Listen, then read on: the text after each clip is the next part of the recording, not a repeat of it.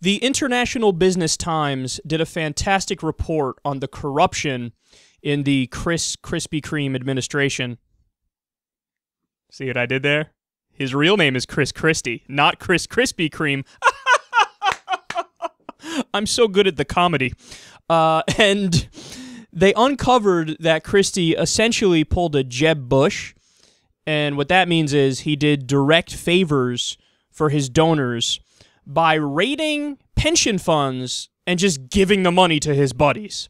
So David Sirota reports on this. He says, quote, New Jersey rules require Republican Governor Chris Christie's administration to cancel investment contracts with firms whose officials raise or donate money to the governor's political campaigns. But his administration has paid more than $16 million in pension fees to the financial firm that was led by Christie's chief fundraiser and top donor, John Hanson. And this guy's company is Prudential Financial. They say last week, a study by an industry-friendly financial consulting firm showed that more than half of all fees that pension systems are paying to private financial firms are being hidden. So let's pause here. Not only is Chris Christie basically raiding pension funds and giving the money to his buddies, he's also doing it and then covering his tracks and not disclosing the fact that he's doing it. And he's probably not disclosing it because he's aware that he's brazenly violating these corruption laws. And the study that reported this was an industry-friendly study. So that shows you, it may even be worse than what they let on in the study, because usually industry-friendly studies are kind of willing to cover the tracks of these kinds of people as well. They say, quote, the New Jersey State Investment Council's rules say pension management contracts must be terminated if any person associated with an investment management firm raises funds for or donates to a governor's campaign. Boom. That's it right there. So this is, so understand, nobody's talking about this in the mainstream media, but this is a gigantic scandal. This is way above and beyond what happened with Bridgegate. Now, what happened in Bridgegate was, of course, terrible. But this is something that directly affects policy. This isn't even just like a little payback thing that he did because Chris Christie's an asshole. This is like direct violation of New Jersey campaign finance law and corruption law. Nobody's talking about it.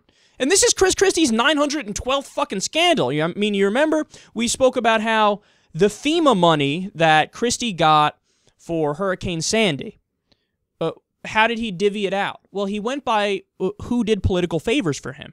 So if you're a mayor in an area that was devastated by Hurricane Sandy, but you didn't do favors for Chris Christie, you got less money than a mayor who's in an area that didn't get as damaged by Sandy, but did favors for Christie.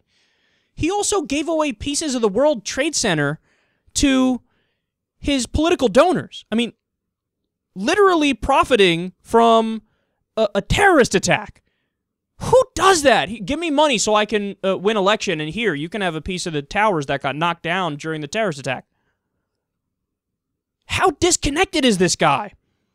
And then now we're learning, I mean, we already knew it with when he was in, it's a funny sentence to say, but the box of the football owner, I don't even remember his name, but just saying Chris Christie's in anybody's box is gross.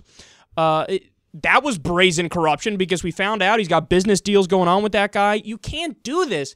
See, he's got that old school mentality about politics. It's like that, not even like an old school mentality. It's like a third world banana republic dictatorship mentality of like, what do you mean? I'm not even going to hide the fact that I, the politician, is in bed with all of these business leaders.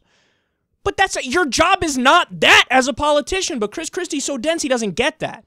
He doesn't get that, at least on paper, your fucking job is to represent the people who elected you, represent the people in New Jersey, care about their opinions, implement their democratic will, fight for them. But you're not doing that.